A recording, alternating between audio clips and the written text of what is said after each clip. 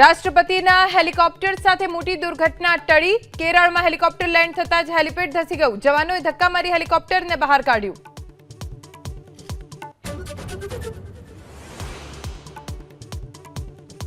નવી ઉર્જા, નવી આશા અને નવા સંકલ્પો સાથે આજથી વિક્રમ સંવત 2082 નો પ્રારંભ। સીએમ ભૂપેન્દ્ર પટેલ નાગરિકો અને શુભેચ્છકોને મળ્યા। સીઆર પાટીલે પણ નાગરિકોને આપી નવા વર્ષની શુભેચ્છા। નવા વર્ષની શરૂઆત લોકોએ દેવદર્શનથી કરી। રાજ્યમાં સોમનાથ, અંબાજી જેવા મોટા મંદિરોમાં મંગળા આરતી સાથે ભક્તોની ભારે ભીડ। લોકોએ દેવદર્શન કરી નવા વર્ષ માટે માંગ્યા આશીષ। વર્ષ દરમિયાન ભયંકર ભાસતા ગામડાઓ થયા ચમકતા। નોકરી ધંધાર્થે શહેરોમાં રહેતા યુવાનો નવું વર્ષ ઉજવવા આવ્યા ગામડે।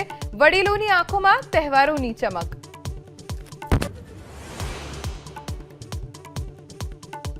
છઠના તહેવાર પર વતન જનારા લોકો મુશ્કેલીમાં। ટ્રેનમાં પગ મૂકવાની પણ નથી મળી રહી જગ્યા। નવી દિલ્હી સ્ટેશન પર રેલવે મંત્રી અશ્વિની વૈષ્ણવે તૈયારીઓનું કર્યું નિરીક્ષણ।